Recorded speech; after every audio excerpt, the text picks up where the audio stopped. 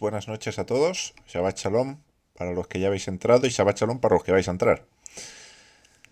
Un gusto estar aquí este viernes compartiendo de Levítico 17 y contestando a tu pregunta, Marcos, muy buena pregunta, porque en efecto es lo que se dice. Es decir, Levítico es un libro para la tribu de Leví o para los sacerdotes. Esto surge por dos razones principales. La primera, por el título que tiene. Es un título que no nos viene del hebreo, nos viene del griego. Porque en hebreo el libro se llama Vayikra y llamó. Luego Vayikra y llamó no deja pensar que es un libro exclusivamente para los levitas o los sacerdotes, mientras que Levítico sí. De hecho, Levítico tiene este significado. Sobre los levitas o para los levitas. ¿Bien? Esa sería la primera razón. La segunda es que es cierto que el libro contiene leyes específicas para la tribu de Leví y leyes específicas ya no solo para la tribu de Leví, sino para la familia sacerdotal, incluso para el sumo sacerdote, cosas que la tribu de Leví podía hacer, pero el sumo sacerdote no, o la familia sacerdotal no. Ahora, ¿significa eso que Levítico es un libro exclusivamente para los levitas? No. Hay muchas leyes que tienen que ver y son para el pueblo de Dios, para todo Israel. Véase capítulo 17 de Levítico, donde empieza diciendo, les dirás a los hijos de Israel. Y así, esta cláusula de, y habló Dios a Moisés, diciendo, dile o habla a los hijos de Israel, diciendo, esa cláusula aparece en más de una ocasión en Levítico. Entonces, es un mensaje dirigido a todo el pueblo. A todo el pueblo. Por lo tanto, eso de que Levítico es solo para los levitas es una declaración errónea porque tiene el solo. Es decir, quitamos el solo. ¿Es un libro para los levitas? Sí. ¿Es un libro solo para los levitas? No. Es un libro para el pueblo de Dios, básicamente. De hecho, como matiz, me acabo de acordar ahora, pero es que justamente el Levítico, y ahí casi que es un jaque mate, sin querer menospreciar al otro, ni rebajarlo, ni quedar por encima. Pero si le decimos, bueno, ¿sabes que en Levítico está el mandamiento amarás a tu prójimo como a ti mismo? Si es un libro exclusivamente para los levitas, solo los levitas tienen que amar a su prójimo como a sí mismo. Nosotros quedamos exentos. Claro, es evidente que esa ley no es solo para los levitas, ¿no? Y es una piedra de toque que luego aparece en el llamado Nuevo Testamento aplicándolo para todos, porque es un mandamiento para todo el pueblo.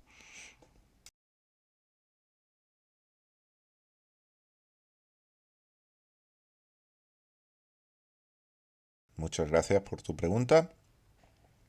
Entonces, que cuando hablamos de la sangre y de la ingesta de sangre, suele aparecer el tema de las transfusiones de sangre.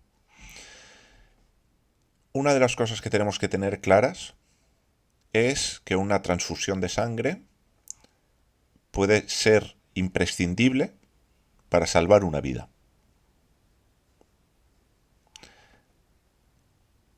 En determinados casos, eso estaría por encima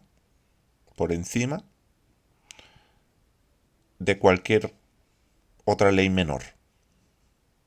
Es decir, hay que preservar la vida dentro de lo posible, por lo tanto, si para preservar la vida hay que donar sangre, se dona, se da la sangre para salvar la vida. ¿Por qué? Porque de manera específica y de manera explícita, en el texto no hay nada que indique una prohibición a la donación de sangre. Ahora bien, estaría el dilema a la inversa. ¿Podemos recibir sangre de cualquiera sabiendo que ha podido comer cualquier cosa inmunda, etcétera, etcétera, etcétera? Pues vuelvo al principio de salvar la vida. Ya habrá tiempo de purificar esa sangre por medio de continuar sirviendo al Señor y siendo santificado o siendo santo por medio de la obediencia a sus mandamientos. Ahora, personalmente, preferiría que fuera un hermano en Cristo, un hermano en la fe, el que me donara la sangre.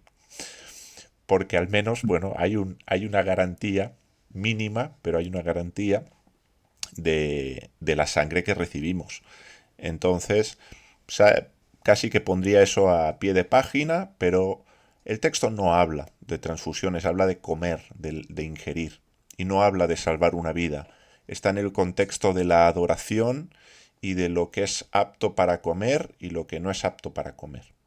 Entonces, tenemos otro contexto y conozco y sé, y aquí hay ex testigos de Jehová que seguramente podrán dar fe y explicarlo mucho mejor que yo, pero conozco la doctrina de los testigos de Jehová a este respecto y bueno, sé que en muchos casos no admiten y ha habido eventos trágicos en esta dirección por no admitir una transfusión de sangre.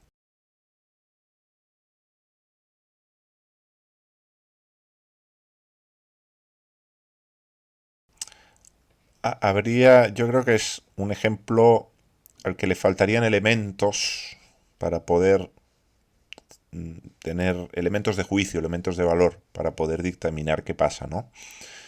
Conoce a esa persona, la ley no la conoce, sabe lo que le están sirviendo, no lo sabe, eh, es lo único que tiene para comer, no es lo único. Hay un episodio, y por eso digo que es un pasaje, es un capítulo, sobre todo por las citas paralelas, estos otros pasajes, estos otros versículos que tratan la misma temática, solo que aportando información diferente. Hay un pasaje que sería digno de estudiar, os voy a dar la cita, porque lo he encontrado al final, ¿vale? Por eso ya no me ha dado tiempo a profundizar en ese pasaje, pero es un pasaje más que interesante porque hay un episodio, independientemente que luego en la historia de Israel esto pudiera ocurrir con mayor o menor frecuencia, de que llegaran a comer los sacrificios y los comieran con sangre, pero hay un episodio donde se relata explícitamente que Israel comió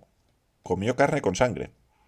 Y no vemos ahí que hay Saúl, fue durante el reinado de Saúl, y Saúl dice, parad esto, traedme los animales, vamos a degollarlos como Dios manda y a derramar sangre, ¿no? Entonces este sería un pasaje a estudiar que está, por ejemplo, está en el primer libro de Samuel. Os doy la cita para que la anotéis y para que profundicéis en ella, leáis el contexto, veáis qué ocurre. ¿Vale? En el primer libro de Samuel, en el capítulo 14, los versos 32 al 34 es específicamente el episodio, pero siempre es bueno leer todo el contexto, ¿no? Entonces, normalmente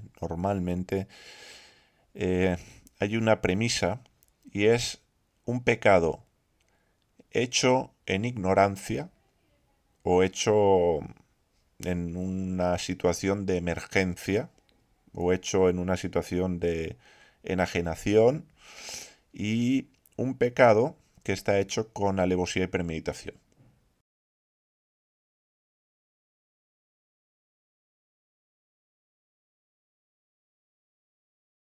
Obviamente de entrada y de primeras hay que abstenerse de cualquier tipo de sangre. Y esto es algo que lo tenemos desde Génesis. En Génesis 9 ya Dios a Noé y a sus hijos les prohíbe la ingesta de sangre. Lo tenemos ahora en Levítico, lo vamos a tener en Deuteronomio, lo vamos a tener en más de un pasaje, además, dentro del libro de Levítico, por ejemplo, y luego vamos a tener esa prohibición de la ingesta de sangre en el llamado Concilio de Jerusalén en Hechos 15, donde una de las condiciones, por decirlo así, o una de las premisas que van a poner para los gentiles que se convierten a Dios, estos gentiles que pasan a ser parte del pueblo de Dios, una de las prohibiciones primeras y básicas y elementales es la prohibición de la ingesta de sangre.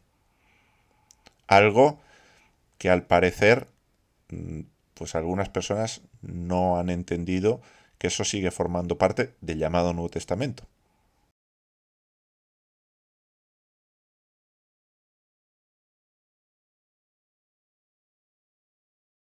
En primer lugar, tenemos que tener claro el mandamiento. Es una prohibición a degollar fuera del campamento o dentro, no importa. Es decir, en cualquier lugar que no fuera la puerta de la tienda de reunión, por lo tanto, en el altar donde se iba a ofrecer, bien, ahí se hacía eh, el degollamiento, etcétera, etcétera. Era un animal que se iba a ofrecer como ofrenda, fuera un holocausto, fuera en sacrificio. ¿Por qué digo esto? Porque en Deuteronomio, que es uno de los pasajes paralelos, nos dice, por ejemplo, en Deuteronomio 12, que es un capítulo que se da la mano con este de Levítico, ¿vale? Por ejemplo, en el versículo 5 dice, versículo 4, no haréis así a Adonai vuestro Dios, sino que el lugar que vuestro Dios escogiere entre todas vuestras tribus para poner allí su nombre para su habitación, ese buscaréis y allá iréis. Y allí llevaréis vuestros holocaustos, sacrificios, diezmos, la ofrenda elevada de vuestras manos, votos, ofrendas voluntarias, primicias de vuestras vacas y ovejas.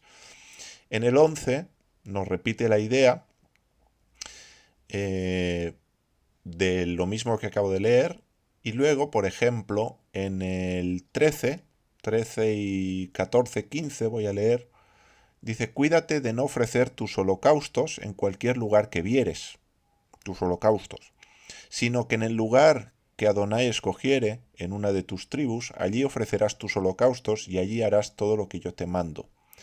Y en el 15 dice, con todo esto, podrás matar y comer carne en todas tus poblaciones conforme a tu deseo, según la bendición que Adonai tu Dios te haya dado. Y dice, el inmundo y el limpio la podrá comer, es decir, ahí no hace falta un estado de pureza porque no estamos en el tabernáculo, no estamos en el templo. Dice, como la de gacela o la de ciervo, que eran animales puros pero de caza, ¿vale? Se cazaban. Esto lo tuvimos también en el 21, donde nos dice, si estuviera lejos de ti el lugar que Adonai tu Dios escogiere para poner allí su nombre, podrás matar de tus vacas y tus ovejas que Adonai te hubiere dado, como te he mandado yo, y comerás en tus puertas según todo lo que deseares. Es decir, puedes degollar y comer. ¿Por qué? Porque no son para ofrenda, no son para presentarlos a Dios. ¿Vale? Lo mismo que se come la gacela del ciervo, así las podrás comer. Repite la idea. ¿Vale? Entonces, lo que tenemos en Levítico 7 no es el simple hecho de degollar a un animal para comer. Es degollar a un animal como un acto de adoración. Esto es lo que tenemos en Levítico 17. Y esto es lo que se prohíbe hacer fuera del lugar indicado por Dios. Por tanto, ¿qué implica desobedecer este mandamiento? Un acto de idolatría. Porque si tú vas a degollar un animal en adoración y la adoración a Dios, Dios te está diciendo que es en el tabernáculo y tú lo haces en un lugar que no es el tabernáculo, de entrada no estás adorando como Dios quiere ser adorado. Eso sería número uno y esa es una forma de idolatría. Pero número dos, el texto nos va a decir más adelante que así dejaréis de ofrecer y ya llegaremos, seguramente, porque casi a mí me llama más la atención eso que el tema de la sangre. Dice, dejaréis de ofrecer eso a los demonios. Eso según Reina Valera del 60. Ya hablaremos del término, si hay oportunidad. Entonces, ¿qué ocurre? Que estaban adorando a algo que no era Dios. Entonces, eso es un pecado de idolatría. Luego, el pecado de idolatría, que en este caso la expresión es el sacrificar un animal fuera del lugar indicado por Dios, es un pecado de caret, es un pecado de corte. Por eso dice, será cortado del pueblo. Ahora bien, quedando claro cuál es el mandamiento, quedando claro que la idolatría es una de las cosas más graves en las que se puede incurrir, no la única grave, o no de las únicas más graves, pero forma parte de esta colección de pecados de caret, pecados de corte. Aquí, a diferencia de otros textos, no dice y será apedreado o y será muerto a fuego, simplemente dice será cortado. Luego, ¿quién se encarga de cortar? En este caso Dios. En este caso Dios. ¿De qué manera cortaría Dios a la persona? No lo dice el texto. Luego, podría ser que Dios la fulmina, como pasó en otros episodios. Puede ser que Dios deje a esa persona estéril, porque la esterilidad era otra manera de morir dentro del pueblo de Dios, porque no había descendencia, el nombre no continuaba, el nombre desaparecía dentro del pueblo y esa persona era como si no hubiera existido. Para una manera de ser cortado. Y otra forma era el exilio. Estas eran las tres formas de muerte principalmente, o de caret, de corte, que Dios lleva a cabo a lo largo de las escrituras. Entonces, si la persona no moría físicamente, seguía con vida, tenía la opción de arrepentirse y que Dios lo volviera a injertar. A la luz de lo que el apóstol Pablo nos dice en su carta a los romanos, entiendo que sí, porque allí nos va a decir de las ramas que han sido desgajadas, de las ramas que han sido cortadas, que si se arrepienten, poderoso es Dios para volverlas a injertar. Con lo cual, el pecado de caret, el pecado de corte, si una persona sigue viva, tiene la posibilidad, a la luz de ese texto y a la luz del carácter de Dios, hasta donde entiendo a lo largo de las escrituras, de que si la persona se arrepiente, y el arrepentimiento implica muchas cosas, pueda volver a ser injertado.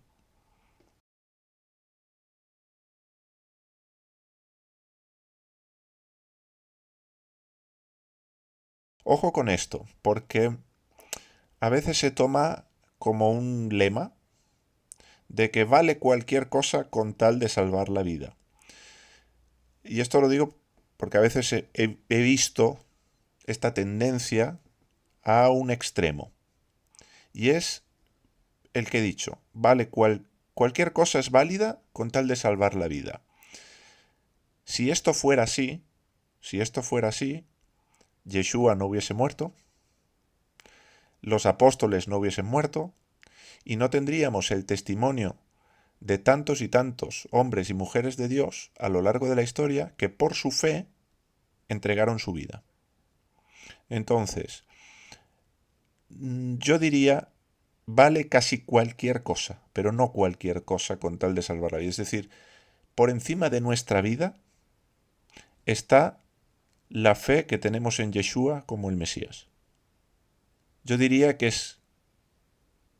No quiero ser tampoco exagerado y que de pronto hay alguna otra historia que no me acuerdo, pero diría que es casi la única cosa que es más importante que nuestra propia vida. Porque Yeshua nos lo deja claro también en los evangelios, ¿no? Entonces, eso de vale cualquier cosa es algo, y lo digo con mucho respeto, pero es algo que proclama el judaísmo y que el movimiento de raíces hebreas, mesiánico, como le queramos llamar, ha aceptado en algunos casos casi como una verdad absoluta. Y no olvidemos que para el judaísmo que no acepta que Jesús es el Mesías, pues vale casi todo para salvar la vida. Pero en el caso de alguien que cree que Yeshua es el Mesías, no creo que a la luz del testimonio de Yeshua, a la luz del testimonio de los apóstoles y de, por ejemplo, lo que tenemos en Hebreos capítulo 11, ¿no? Que por la fe muchos triunfaron, pero por la misma fe muchos fueron aserrados, fueron perseguidos, fueron puestos a fuego, hubo padecimiento, ¿no? Y hay una realidad, y es que Yeshua nos dijo que íbamos a sufrir por causa de su nombre. Entonces, si tengo que salvar mi vida, pero sufro por causa del nombre, no, eso no. De pronto hay algo ahí que es mayor que incluso nuestra propia vida, que es proclamar que Yeshua es el Mesías al coste que sea.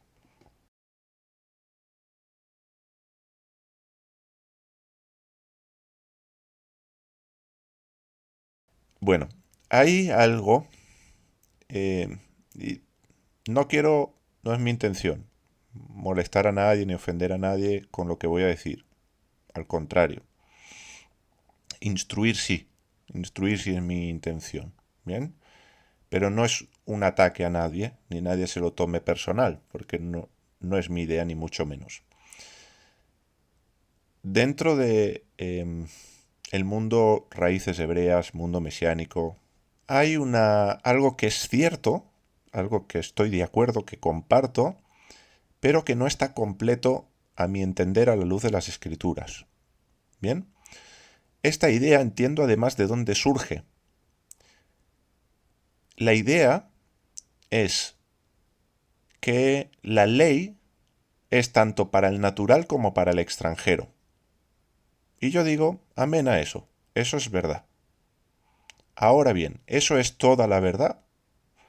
Hasta donde yo entiendo, hay una parte que tal vez no hemos tenido en cuenta y que hay que considerar. Bien, entiendo de dónde surge esta declaración. La declaración surge como respuesta al sistema religioso del cual provienen la mayoría de personas, donde se nos dice no, eso era para los judíos. Entonces, como respuesta a que la ley no es solo para los judíos, se dice, ¿ves? Aquí dice la Biblia que es tanto para el natural como para el extranjero. Y se citan todos aquellos versículos donde eso aparece de esa forma. Esto es tanto para el natural como para el extranjero. Es tanto para el natural como extranjero. Luego es algo que está en las Escrituras, es algo que es cierto. Yo estoy de acuerdo que la ley no es solo, ya me conocéis, los que ya me conocéis y me habéis escuchado este tema, dudo que tengáis dudas al respecto de qué pienso sobre este tema. Creo que la ley de Dios es para el natural y para el extranjero. Ahora bien, de la misma manera que una constitución de un país tiene una ley de extranjería, es decir, para el extranjero que habita en un país que no es el suyo, la constitución de Dios también tiene una ley de extranjería. Es decir, hay mandamientos que son comunes y válidos y aplicables tanto para el nativo como para el extranjero, el ger, que no es un extraño. Es decir, es alguien que vive en la tierra de Israel, que vive con las tribus, que cree que el Dios de Israel es el Dios verdadero, pero sencillamente no ha nacido de ninguna de las tribus. Este sería el ger, básicamente, el extranjero. Luego está el extraño, el nejar. El extraño es otra categoría, porque no reconoce que el Dios de Israel sea el Dios verdadero, al menos no de entrada, ¿vale? Entonces, hablamos del extranjero. Hay leyes que aplican al nativo y al extranjero, esta sería una de ellas, por ejemplo, pero hay leyes que aplican solo al nativo y hay leyes que aplican solo al extranjero. Un ejemplo. Para Pesaj, y yo sé que hay hermanos que esto lo ven de otra manera, todos mis respetos, no tengo inconveniente, pero hasta donde entiendo, al extranjero se le prohíbe comer el cordero de Pesaj. Hablo en el tiempo del Éxodo y posterior. Y la condición para que el extranjero pueda comer la cena de Pesaj, el cordero de Pesaj, es que esté circuncidado. Si el extranjero se circuncida, come. Si no se circuncida, no come. Bien, luego la circuncisión, hasta donde entiendo, no era obligatoria para los adultos. Era opcional si uno quería participar del cordero de Pesaj. Ahora bien, en el mismo pasaje, y hablando de panes sin levadura, se le dice al extranjero, oye, la levadura también tú la tienes que quitar de tu casa. Otro ejemplo, cuando hablamos de la solemnidad de Sukkot, esto lo tenéis en Levítico 23, cuando hablamos de la solemnidad de Sukkot, Levítico 23, 42, el mandamiento de habitar en tiendas es específico, y el texto es muy claro, no deja lugar a dudas, es específico para el nativo. Allí no dice el nativo y el extranjero. Allí dice el nativo habitará en tiendas. Entonces, es una ley para el nativo. Hay otros pasajes que también tendríamos que verlos, tendríamos que estudiarlos y ver si el término es extranjero o nejar, es ger o nejar, extranjero o extraño, donde apunta a que al extranjero se le permitirán ciertas cosas que al nativo no. Entonces, si bien forman un pueblo,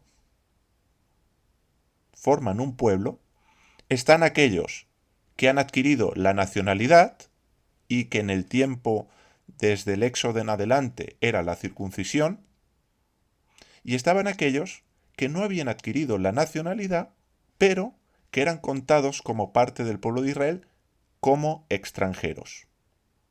Ahora, ¿a ellos se les apartaba del... No, ellos podían traer ofrendas, claro que sí.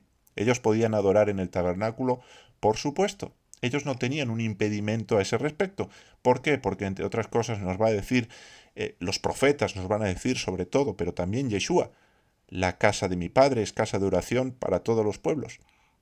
Entonces, todo aquel que quería adorar a Dios, al Dios de Israel, podía hacerlo. Solo que, ¿qué ocurre? Que a veces en nuestra mentalidad, y como nosotros hemos entendido las cosas, vemos solo a los judíos adorando a su Dios. Cuando en realidad el tema de que el judaísmo sea un cerrado hasta cierto punto es relativamente moderno.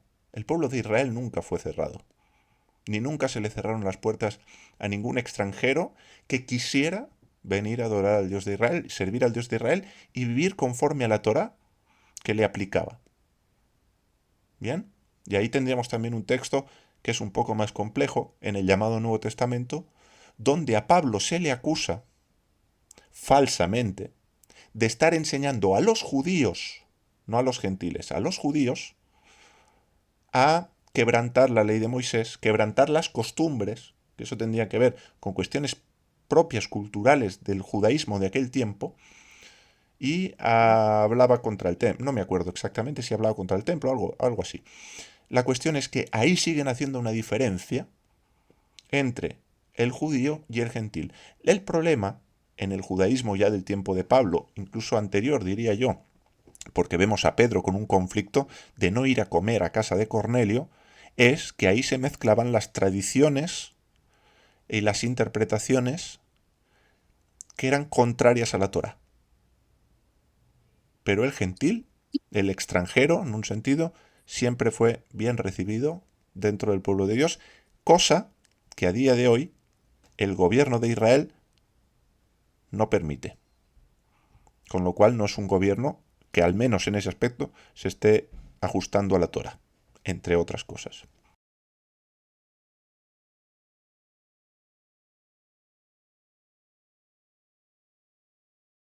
Es muy sencillo. Aquí es un mandamiento que no importa si eres nativo, no importa si eres extranjero, no importa la categoría. Aquí básicamente el mandamiento lo que nos está diciendo es cualquier persona que sirva al Dios de Israel, que adore al Dios de Israel, que tenga al Dios de Israel como su Dios, no puede comer sangre. Y tiene que proceder de esta forma con el tema de los sacrificios. Por eso, entre otras cosas, no se ofrecen sacrificios hoy. O no podemos. Es decir, no ofrecer un sacrificio hoy es obedecer la Torá. Bien. Hay también, como decía, en Hechos 15, a los gentiles que se convierten a Dios, una de las cosas que se prohíbe es la ingesta de sangre. Dice, les mandamos que se abstengan de fornicación, de lo sacrificado a los ídolos, de ahogado y de sangre. Luego, no, entendedme lo que voy a decir ahora, no necesitamos el Antiguo Testamento para presentar y decirle a alguien la ingesta de sangre no está permitida, aún a día de hoy. ¿Por qué? Porque los apóstoles lo dijeron en el concilio. Fue una de las premisas indispensables para aquellos gentiles que entraban a ser parte del pueblo de Dios. Dice, mira, empezad por aquí. Lo primero, absteneos de sangre. Y ahí no hay margen para interpretar mucha cosa. Absteneos de sangre. Entonces, lo tenemos con Noé, Génesis 9, con lo cual es un mandamiento no solamente para Israel, porque dice, no, eso se lo dio Dios a Israel, no, eso se lo dio Dios a Noé. ¿Tú eres hijo de Noé? Ya no me digas si eres hijo de Abraham. ¿Eres hijo de Noé? Pues no comas sangre. Y de Noé todos somos hijos, porque solo se salvaron ellos y de ahí venimos todos. Entonces, entiendo, ojo con esto, entiendo que hay hermanos, y digo hermanos, que no lo vean y que están comiendo sangre a día de hoy y que no ven como pecado comer sangre. Luego es un pecado que en muchos casos están haciendo en ignorancia, con ceguera, igual que lo hacía yo en su momento, Claro. porque yo no vengo de un contexto de Torá. Yo como buen español comía mi morcilla. Y no solo comía mi morcilla, sino que incitaba a otros a comerla. Hasta Ujú. que al padre le plació mostrarme que estaba equivocado. Entonces dije, he metido la pata, tengo que arrepentirme, tengo que cambiar, tengo que corregir el rumbo y enseñar lo que entiendo que la palabra de Dios enseña. A otros, de alguna manera, también haciendo restitución a todo lo que enseñé que no estaba bien. Entonces, tengamos paciencia con aquellos que a día de hoy no ven este tema, porque yo no lo veía, y si a mí me hubiesen venido con el hacha, yo hubiese alucinado y probablemente me hubiese causado más rechazo que otra cosa. Entonces es Dios el que muestra su palabra, el que da entendimiento, y sí, nos puede utilizar a nosotros para que otra persona vea, sí, pero puede Ujú. que no. Puede que se sirva de otra persona, puede ser que se sirva de una circunstancia, de lo que él quiera servirse, si es que se quiere servir y Dios a esa persona le quiere mostrar parte de sus mandamientos, de su ley y de su Torah.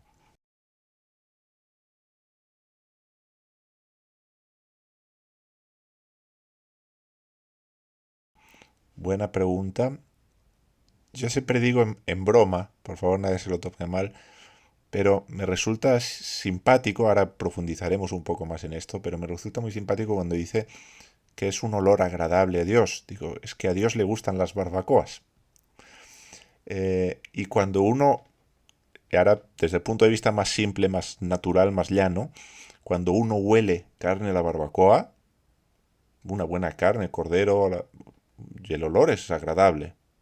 El olor es agradable. Ahora, eh, aparte de esto, lo que nos está diciendo en hebreo no solamente es que es agradable, no solamente es que a Dios le gusta este olor y por lo tanto estamos dando con una preferencia, un gusto de Dios, sino que es un olor que calma, que apacigua. Esta es la idea que está detrás del verbo, o del, no del verbo, en este caso del adjetivo. Aroma, algunos hablan de aroma fragante, de aroma agradable. Es aroma que apacigua, aroma que calma. No olvidemos, no olvidemos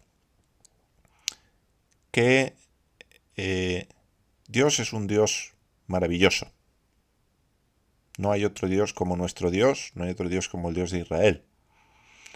Ahora bien, Dios es un Dios al que se aira con el pecado. Y se aira, según determinados textos, con el pecador. Y el pecador que no se arrepiente. Entonces, cuando nosotros cometemos un pecado, una transgresión, o cuando un israelita en el desierto cometía un pecado, Dios se airaba. Y los sacrificios, una de las funciones de los sacrificios, era apaciguar a Dios.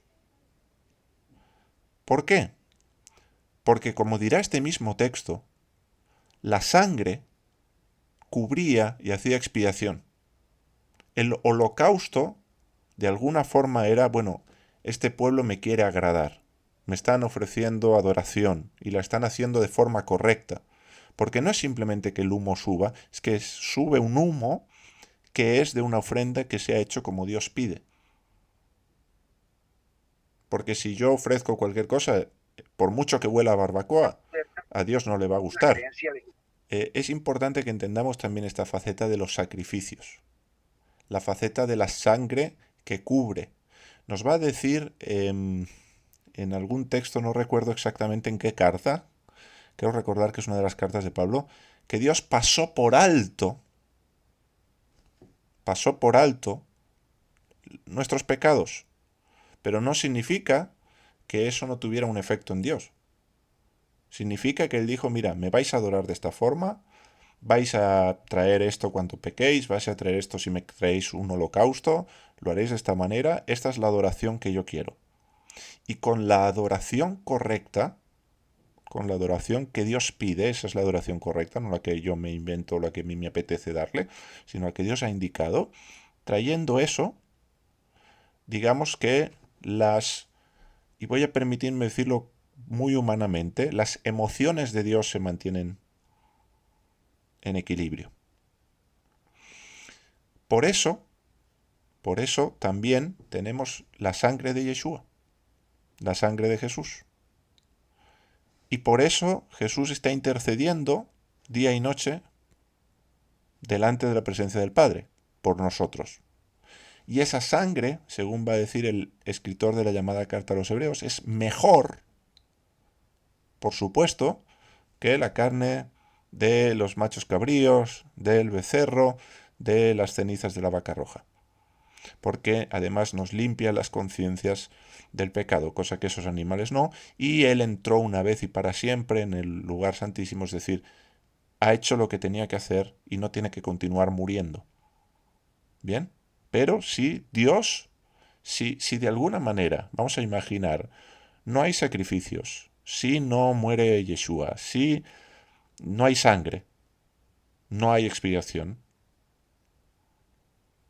Dios destruiría el mundo, por decirlo de manera muy sencilla. No hay arrepentimiento, no hay una vuelta, no hay una adoración como Él pide.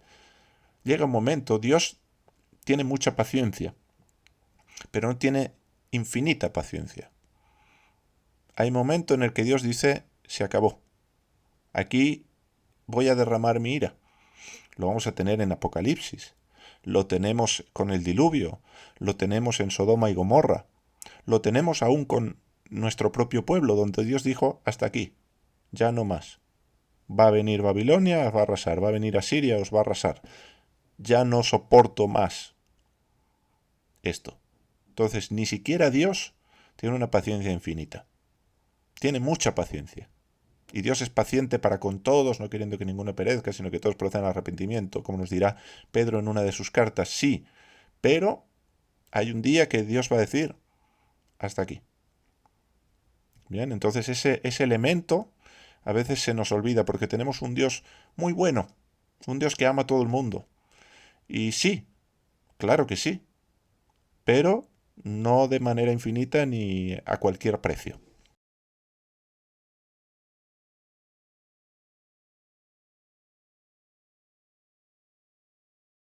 Y no te voy a engañar, me la esperaba esta pregunta, ¿eh? Em, claro, llama mucho la atención de pronto que aparezca los demonios. Dices, aquí ha pasado algo que yo me he perdido. Ahora entraremos a ello, pero déjame ir antes a la segunda pregunta y después vamos a los demonios. El texto dice fornicando tras ellos. Claro, puede dar la impresión de que hay algún tipo de relación sexual con entidades espirituales. Lo que dice el texto en hebreo es que ellos se están prostituyendo tras ellos. Parecido, pero no es exactamente lo mismo. Es decir, están adorando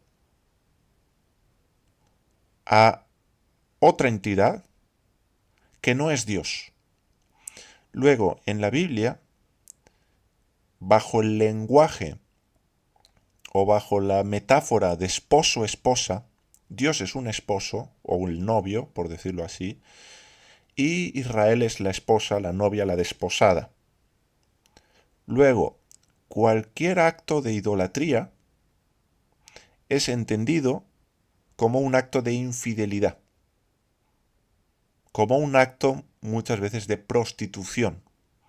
Dios le va a hablar a su pueblo y le va a decir en más de una ocasión, especialmente en los libros de los profetas, que se han prostituido. Y dice, y además eres diferente de otras prostitutas, en que otras prostitutas reciben paga, pero tú, encima, pagas. Y das tus bienes a otros para que mantengan relaciones contigo. En el sentido de pactar con otras naciones, adorando a los dioses de esas otras naciones. Cosa que Dios va a prohibir también en la Torá, en Levítico. Vamos a tener este lenguaje también aquí lo tenemos. Bien, entonces hay que entenderlo no necesariamente desde la perspectiva literal de que literalmente están manteniendo relaciones ellos, cosa que tampoco hay que descartar porque las relaciones sexuales formaban parte de la religión y de la adoración a los dioses. Bien, entonces no hay que descartarlo, pero cuando Dios lo está diciendo desde ese punto de vista espiritual. Bien, ese lenguaje está ahí seguro. Lo otro podría pasar, pero no necesariamente. Nos vamos a los demonios. La palabra que tenemos aquí en hebreo es seirim. Seirim. Seirim es el plural de sair. S-A-I-R. Bien, fonéticamente hablando, sería así. S-A-I-R.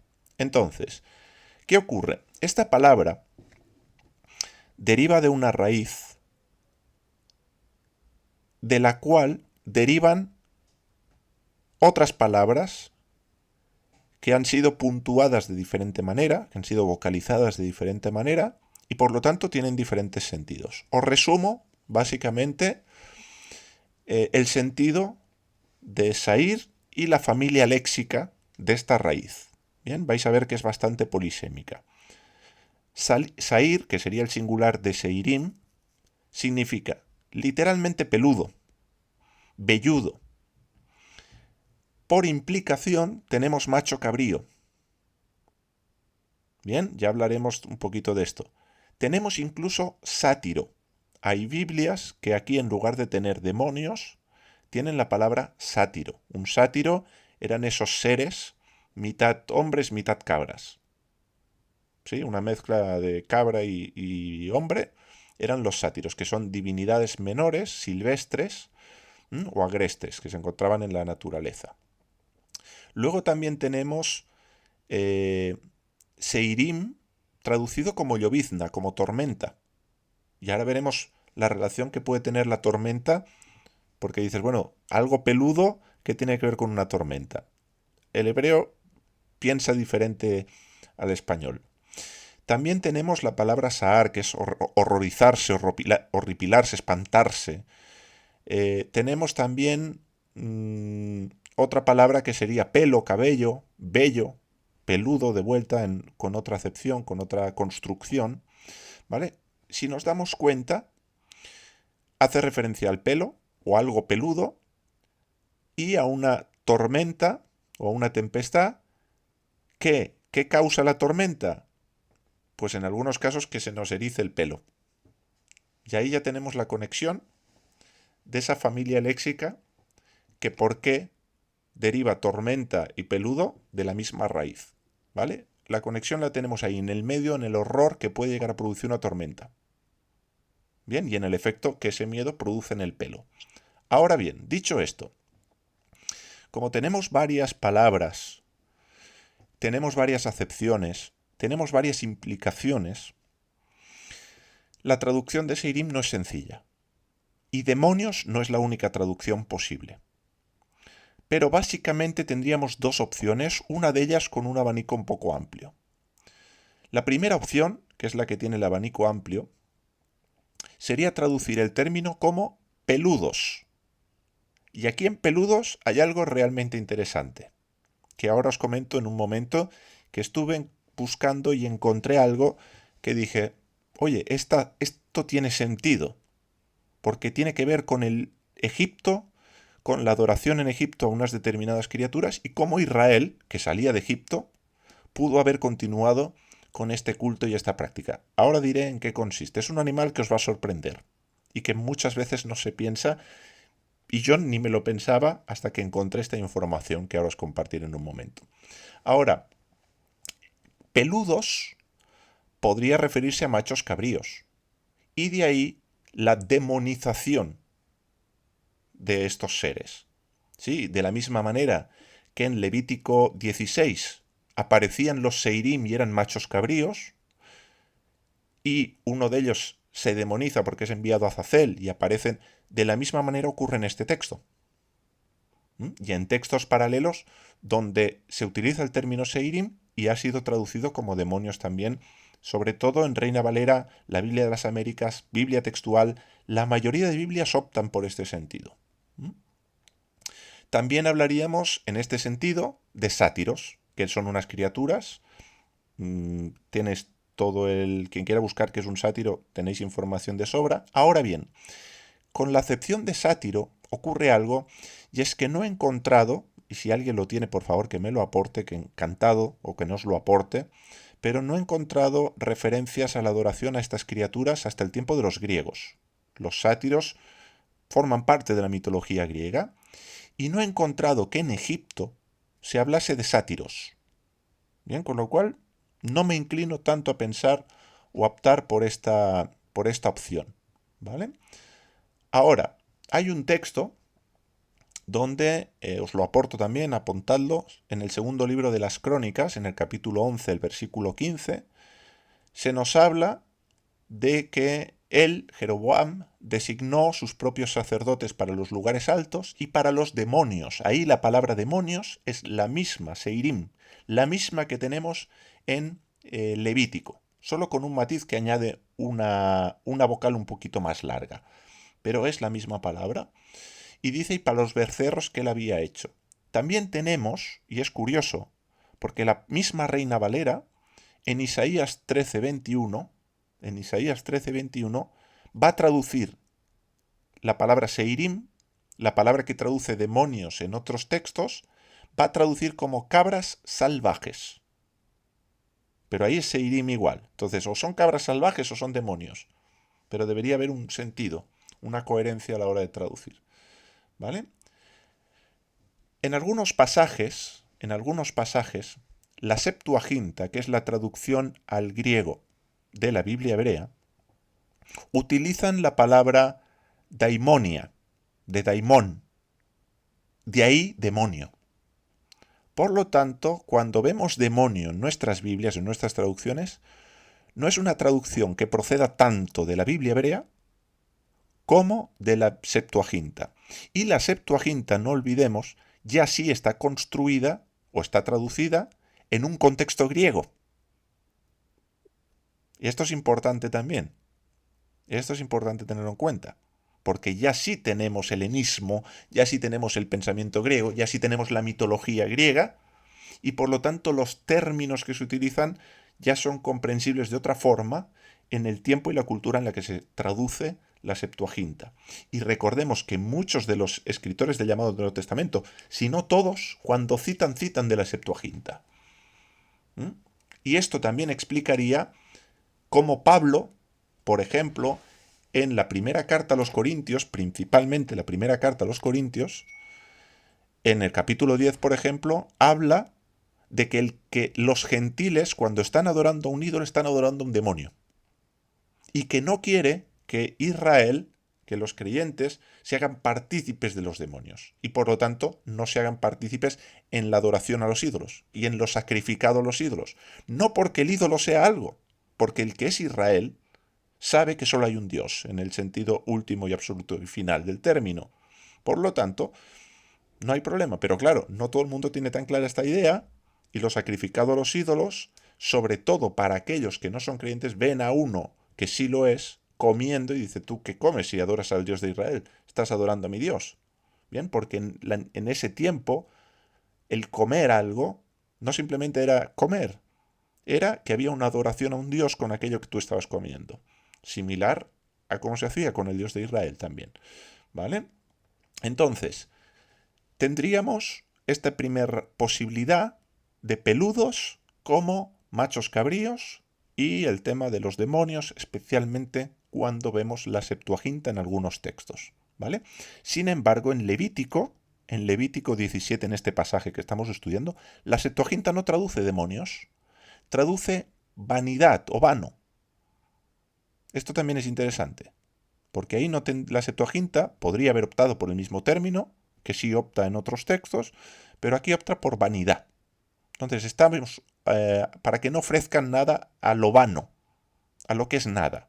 Por eso Pablo dice también, los ídolos nada son. ¿Vale? Entonces hay toda una comprensión ahí. ¿Vamos bien hasta ahora?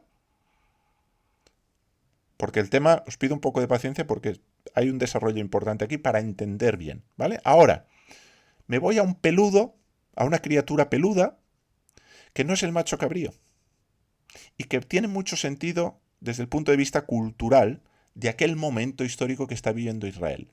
Israel ha salido de Egipto, y recordemos que Israel en Egipto tenía la religión de Egipto, hasta que se purifica y ya Dios hace separación en las plagas entre Israel y Egipto. Pero las primeras plagas Israel las padece, y creo que es en Ezequiel, si mal no recuerdo, donde va a decir que Israel en Egipto adoró a los dioses de Egipto. Por lo tanto, tuvieron que purificarse de idolatría. Ahora, ¿qué podrían ser estos peludos? Bueno, pues hay autores que creen que estos peludos eran los babuinos. Los babuinos son una especie de primates, ¿de acuerdo? Son aquellos que tienen el trasero pelado y hay una raza que es muy peluda. Y curiosamente, esta raza, esta especie, juntamente con otra, era adorada en Egipto. Se les consideraba dioses en Egipto. Esto es muy interesante, porque eran peludos, se adoraban en Egipto, y aquí Dios dice, no adoréis a los peludos. En un sentido, podría estar Dios queriendo que Israel rompa definitivamente con todo aquello que tenía que ver con Egipto y con la adoración a los dioses de Egipto. Este pensamiento no es tan extraño. Si nos vamos al hinduismo, los monos son sagrados. Hay un templo para monos, incluso en no sé qué país hay un templo a los monos y los monos tú no los puedes tocar. Son sagrados, ¿por qué? Porque representan a una divinidad. Igual que las vacas, igual que los íbices, igual que tantos otros animales que son adorados en muchos países. Y a nosotros dices, esto no puede ser, porque ya tenemos una mente científica y muy elaborada y tal, y adorar a un animal, pero es que Egipto adoraba a casi cualquier animal. Luego, podrían ser estos babuinos sagrados, y además hay un dios egipcio, que es el dios Tot, que toma forma de babuino. De hecho, se le llama el dios Babi, y de ahí la palabra.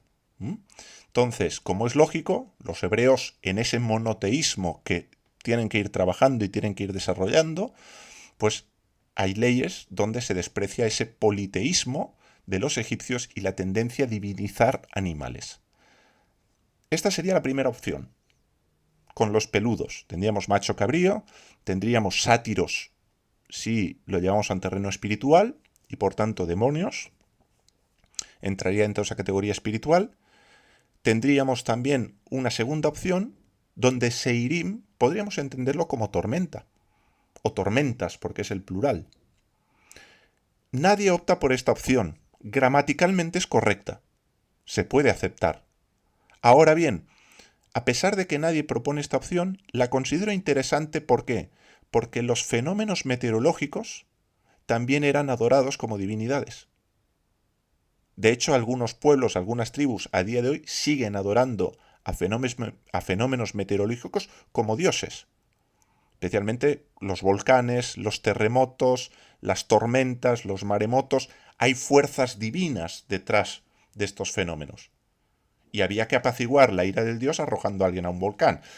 Por poner un ejemplo muy llano, sí. Entonces, había un acto de adoración en un fenómeno meteorológico. Entonces, sea de la forma que sea en la dirección en la que vayamos, lo interesante es que este término, con su polisemia y con las acepciones que hemos visto, nos está prohibiendo con una palabra, nos está prohibiendo tres cosas. La primera, prohibición de la adoración de seres espirituales. Prohibición de la adoración de seres espirituales, demonios, sátiros, las criaturas celestes que queráis, querubines, serafines, lo que venga, prohibido adorarlo. Con Seirim. Segunda cosa que prohíbe Seirim, la adoración de animales. Machos cabríos, babuinos, vacas, el animal que tú quieras. Prohibido adorar. Y hay gente que aunque no le pone velas, está muy cerca de adorar a sus mascotas. Lo digo porque nos vamos al hinduismo, pero hay gente en España que prefiere la vida de un animal a de un ser humano. Y ahí hay una categoría invertida, que no está bien. ¿Mm? Yo tengo mascota, y bendita mascota tengo, un gatito, que nos adoptó y lo adoptamos. Pero una cosa es eso y otra es intercambiar categorías que Dios no intercambia. Entonces, prohibido adorar animales. Y en tercer lugar, prohibida la adoración a fenómenos meteorológicos. Cuando hablamos de adoración, uno dice, bueno, yo no voy a sacrificar un buey a la tormenta, porque ya sé que es una tormenta, o no voy a sacrificar. Ahora, cuando hablamos de adoración, Dios nos dice en su palabra que solo a Dios temerás. Solo a Dios temerás. Si nosotros tenemos temor de otra realidad, estamos incurriendo en idolatría. Luego, el temor a un fenómeno meteorológico es un temor que le corresponde a Dios. Y hay una frase que dice, que a mí me gusta mucho, el que teme a Dios no teme nada, porque sabe que todo proviene de Él. El que teme a Dios no teme nada. Entonces, el temer un terremoto, un tsunami, un maremoto, una dana, un... Cuidado, no se esté desviando nuestro corazón y estamos dirigiendo el temor a algo que no es Dios. Lo digo porque a veces la idolatría la vemos como muy de estatuas, como muy de velas, como muy de procesiones, como muy de... Y la idolatría tiene muchas capas y muchas facetas y muchos grises y matices que a veces son más sutiles, evidentemente, que una estatua y ponernos de rodillas frente a ella. Bien, entonces, Seirim tendría que ver con toda esta realidad hasta donde entiendo.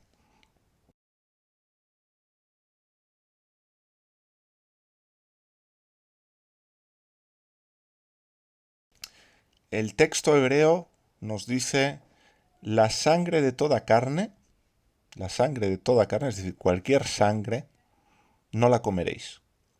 Porque la nefesh, el alma de toda carne, es su sangre.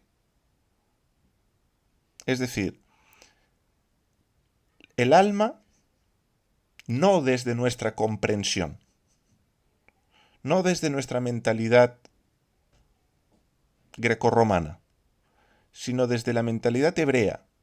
Y hebrea, diría, más primitiva, porque esto también se va a repetir en Génesis, va a aparecer en Levítico, lo vamos a tener en Deuteronomio, vamos a tener 2 o 3 testigos, donde Dios va a decir que el alma es la sangre. Por lo tanto, es un sinónimo. Y esto tiene todo el sentido del mundo, porque la sangre transporta todo lo necesario para nuestra respiración. Tiene el oxígeno, tiene todo para la vida. Y no solo tiene todo eso, tiene además toda la información genética que hace que seamos quienes somos. Con lo cual, literalmente, el alma es la sangre. Esto es lo que nos dice en el texto hebreo. Insisto, también en Génesis, capítulo 9, en Levítico tenemos más de un texto donde lo va a decir, y en el libro de Deuteronomio también aparece esta declaración. Por eso es tan grave derramar sangre, sangre inocente, por eso es tan grave el asesinato, por eso se prohíbe comer sangre, porque estás comiendo la vida, el alma, no desde nuestra mentalidad, insisto, sino desde la mentalidad hebrea, de otro ser.